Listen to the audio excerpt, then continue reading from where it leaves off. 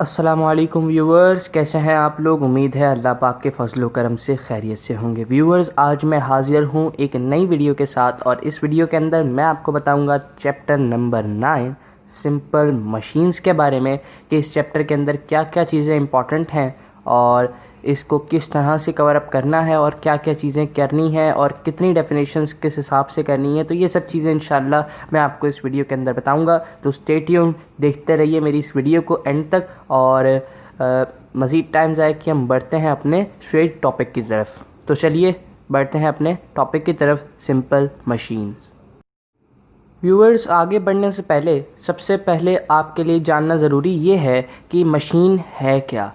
Machine A machine is a device which is used to do work in a more convenient way or used to speed up work.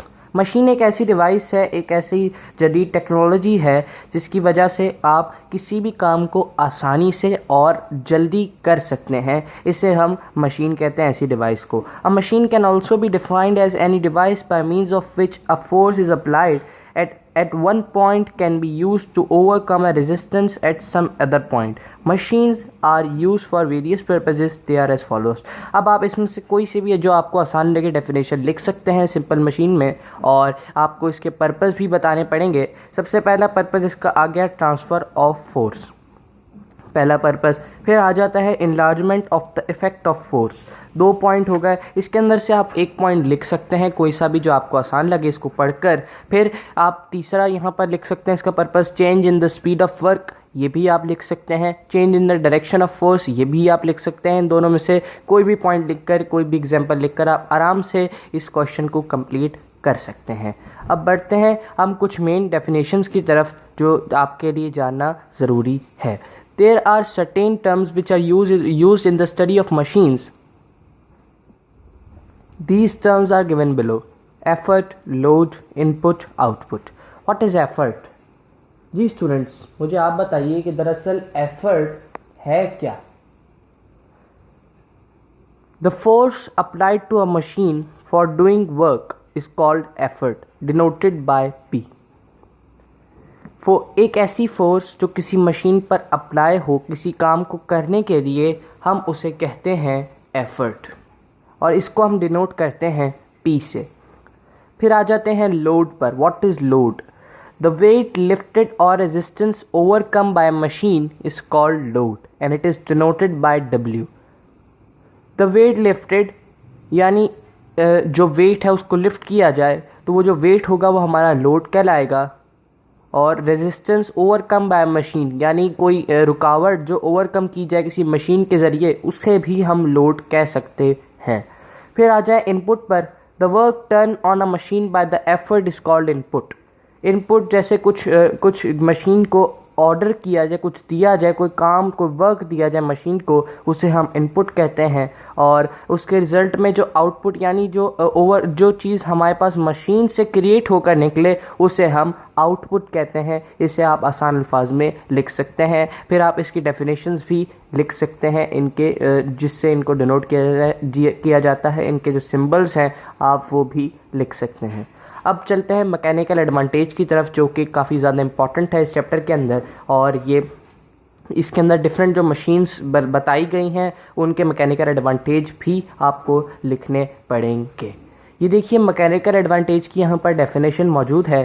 The ratio between the load lifted and the effort applied is called the mechanical advantage of a machine. तो आप simple ये definition mechanical advantage की लिख सकते हैं। फिर आप ये भी लिख सकते हैं कि मैकेनिकल एडवांटेज किसके इक्वल होता है, और ये भी आप लिख सकते हैं। फिर ये आप लाइंस पे लिख सकते हैं। तो इस तरह से आपकी एक डेफिनेशन पूरी मुकम्मल तौर पर कंप्लीट हो गई और इसके अंदर आपके मार्क्स डिडक्ट नहीं बल्कि आपको पूरे मार्क्स मिलेंगे। आप अगर इसी तरीके से जो मैं आपको बता रहा हूँ अगर आप इस तरह से लिखेंगे तो। Efficiency, the ratio between the useful work done by the machine output to the work done on the machine is called efficiency. Ratio उस वर्क का जो मशीन की तरफ से किया जाए या फिर उस वर्क का जो मशीन के ऊपर किया जाए या फिर मशीन को ऑर्डर दिया जाए, उसे हम एफिशिएंसी कहते हैं। और इसको डिनोट करते हैं हम एटा से, और एटा से इसको डिनोट किया जाता है। और इसका ये सब फार्मूला टाइप आप देख सकते हैं यहाँ पर लिखा हुआ है। और efficiency is usually expressed in percentage, और ये एक्सप्रेस परसेंटेज के अंदर की जाती है। तो आप ये भी लिख सकते हैं अपनी डेफिनेशन के अंदर। अब बढ़ते हैं आगे, इसकी एग्जांपल्स हैं, ये भी आप देख लीजिएगा, ये भी आती हैं, पूछी जा सकती हैं। फिर काइंड्स ऑफ सिंपल मशीन्स पर बात करते हैं कि डिफरेंट मशीन्स हैं। अब मैं आपको, जैसे मैंने आपको पहले बताया कि ये मशीन्स हैं और इनके मैकेनिकल एडवांटेज आपको निकालने होंगे, तो आपको इन मशीन की सिंपल एक डेफिनेशन लिखनी है, जैसा कि यहाँ पर मौजूद है, और इसकी काइंड यहाँ पर मौजूद है लिवर की, और आपको इसकी काइंड्स को भी एक नज़र देखना है। इसकी फर्स्ट काइंड है, फिर सेकंड काइंड है, फिर थर्ड काइंड। आपने सिंपल करना ये है कि आप पहले लिवर की डेफिनेशन लिखेंगे, उसके बाद उसका चार्ट बनाएंगे, उसके बाद फिर उसकी काइंड्स की हेडिंग डालेंगे, उसके बाद फिर फर्स्ट काइंड की हेडिंग, और फर्स्ट काइंड के अंदर जो फर्स्ट काइंड है, यानी फर्स्ट काइंड ये है कि उसके अंदर फल्क्रम सेंटर में होता है और वेट और एफर्ट जो है वो साइड पर होती है, राइट साइड और लेफ्ट साइड पर। और इसी तरीके से सेकंड काइंड के अंदर लिवर की ये होता है कि फल्क्रम जो है वो लेफ्ट साइड पर होता है और एफर्ट और जो वेट है हमारा वो इस तरफ मौजूद होता है। तो उसके बाद फिर यहाँ पर हमारे पास W जो हमारा वेट है वो राइट साइड पर होता है, फल्क्रम लेफ्ट साइड पर, और जो एफर्ट है वो सेंटर में होती है। तो इस तरह से आप इसकी काइंड्स जो है लिवर की वो लिख सकते हैं एग्जाम्पल्स के साथ। ठीक, तो आपने काइंड्स भी लिख दी और लिवर की डेफिनेशन भी लिख दी, तो ये आपका एक पूरा क्वेश्चन जो है ये कंप्लीट हो गया और ये पूछा जाता है पेपर्स के अंदर। अब इसके मैकेनिकल एडवांटेज पे बात की जाए तो यहाँ पर इसका मैकेनिकल एडवांटेज भी मौजूद है, MA ऑफ लिवर। यहाँ से देख सकते हैं आप, यहाँ से अगर आप लिखना शुरू करें तो यहाँ से लेकर यहाँ तक आप इसका लिख सकते हैं मैकेनिकल एडवांटेज। तो ये हो जाएगा मैकेनिकल एडवांटेज लिवर का। अब बढ़े आगे नेक्स्ट मशीन पर। नेक्स्ट मशीन है इंक्लाइंड प्लेन, जो थोड़ी सी उठी हुई होती है और इस तरफ से थोड़ी सी नीचे होती है, और इसको आप कह सकते हैं, इसकी डेफिनेशन भी लिख सकते हैं आप। और स्लोप की तरह होता है, ये सिंपल है, और इसकी डेफिनेशन लिखकर आप इसका भी मैकेनिकल एडवांटेज लिख सकते हैं। इसमें ज़्यादा डिटेल नहीं है, सिर्फ इसका मैकेनिकल एडवांटेज और डेफिनेशन आप लिखें तो आपका क्वेश्चन कंप्लीट हो जाएगा। ये भी आप लिख सकते हैं यहाँ पर, यहाँ से लेकर यहाँ तक। तो ये आपका क्वेश्चन इंक्लाइंड प्लेन का आराम से कंप्लीट है। मैं एक नज़र आपको दिखा दूँ कि दरअसल इंक्लाइंड प्लेन एक दरअसल है क्या और इसको आप किस तरह से समझ सकते हैं। दरअसल इंक्लाइंड प्लेन एक सिंपल प्लेन है जिसका एक एंड हायर होता है और एक एंड लोअर होता है, जैसे मैंने आपको बताया स्लोप की तरह। और इसको आप इंग्लिश में लिख सकते हैं simple plane whose one end is higher than the other end. तो ये आप सिंपल डेफिनेशन भी इसकी बना सकते हैं। अब बढ़ें आगे नेक्स्ट मशीन की तरफ। तो नेक्स्ट मशीन पुली है, और पुली के अंदर हमारे पास यहाँ पर दो टाइप्स हैं, फिक्स्ड पुली और मूवेबल पुली। तो अगर आप दोनों कर लें, एक नज़र दोनों को देख लें तो आपके लिए आसानी हो जाएगी। लेकिन ज़्यादा अगर आप इस पे भी फोकस कर सकते हैं क्योंकि सिंपल है फिक्स पुली, तो ये आपके लिए आसानी से आपको याद हो जाएगी। लेकिन आप इसको मत छोड़िएगा, इसको भी आप लाजमी करिएगा क्योंकि ये भी पेपर में पूछी जा सकती है। अगर आप इसकी भी डेफिनेशन लिख दें यहाँ से लेकर यहाँ तक, और इसकी फिक्स पुली और मूवेबल पुली के भी थोड़े थोड़े पॉइंट्स बयान कर दें और इसकी चार्ट बना दें, तो ये भी आपका पूरा क्वेश्चन आराम से कंप्लीट हो जाएगा। अब बढ़ते हैं नेक्स्ट मशीन की तरफ जिसका नाम है स्क्रू जैक, जो कि आपने दरअसल देखा भी होगा। और ये एक ऐसी मशीन है जो मोटर कार्स, ट्रक्स, डिफरेंट चीज़ें उठाने के काम आती है, हैवी लोड्स को। तो सिंपल आप इसको अपनी ओन वर्डिंग में भी लिख सकते हैं, लेकिन यहाँ से यहाँ तक इसकी डेफिनेशन भी मौजूद है इसके अंदर। तो आप इसकी हेडिंग डालकर, डेफिनेशन लिखकर, चार्ट बनाकर इसको लिख सकते हैं। साथ में इसका आप मैकेनिकल एडवांटेज बयान कर दें, यहाँ से लेकर यहाँ तक लिख दें पेपर के अंदर, तो आपके लिए काफ़ी ज़्यादा आसानी हो जाएगी इस हवाले से मार्क्स स्किन करने में, अगर आपका ये क्वेश्चन आता है। फिर लास्ट मशीन जो है सिंपल लास्ट मशीन, और चैप्टर के एंड तक पहुँच गए हम, वो है व्हील एंड एक्सल। ये दरअसल देखी जाती है पुराने ज़माने की मशीन है और अभी भी कुछ जगहों पर मौजूद है।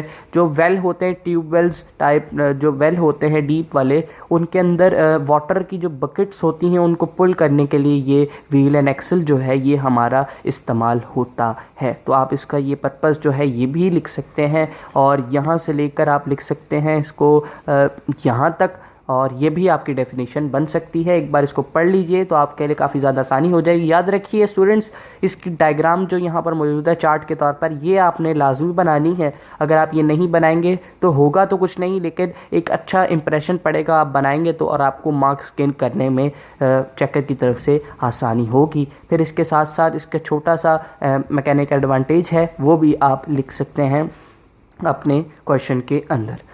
स्टूडेंट्स ये देखिए समरी यहाँ पर भी मौजूद है, वहाँ पर थोड़ा ज़्यादा डिटेल में था इसलिए मैं थोड़ा जल्दी जल्दी आया, और ये जो इम्पोर्टेंट चीज़ थी ये मैंने आपको बतानी थी कि इसके अंदर हर चीज़ जो मैंने आपको बताई है कि सिंपल मशीन क्या है, effort, load, mechanical advantage, input, output, efficiency, lever, fulcrum, effort arm, load arm, moment of effort, moment of load, principle of lever, pulley, inclined plane, screw jack, wheel and axle, इन सब चीज़ों के बारे में summary के अंदर लिखा होता है और बहुत अच्छा लिखा होता है। आपने सिर्फ करना ये है, थोड़ी सी अमेंडमेंट करनी है कि इसके अंदर कुछ इंक्रीज़ कर दें, कोई लाइन यहाँ से लेकर, अगर आपको डेफिनेशन छोटी लग रही है, या फिर कोई एग्जाम्पल साथ में ज्वाइन कर दें, तो इस तरह से ये होगा कि आपका एक पूरा क्वेश्चन ना क्रिएट हो जाएगा और आपको मार्क्स गेन करने में काफ़ी ज़्यादा आसानी हो जाएगी। और ये वही चीज़ें हैं जो मैंने आपको हर चैप्टर के अंदर मैं आपको बताता हूँ कि ये अगर आप कर लेंगे तो आपका ऑब्जेक्टिव भी क्लियर हो जाएगा।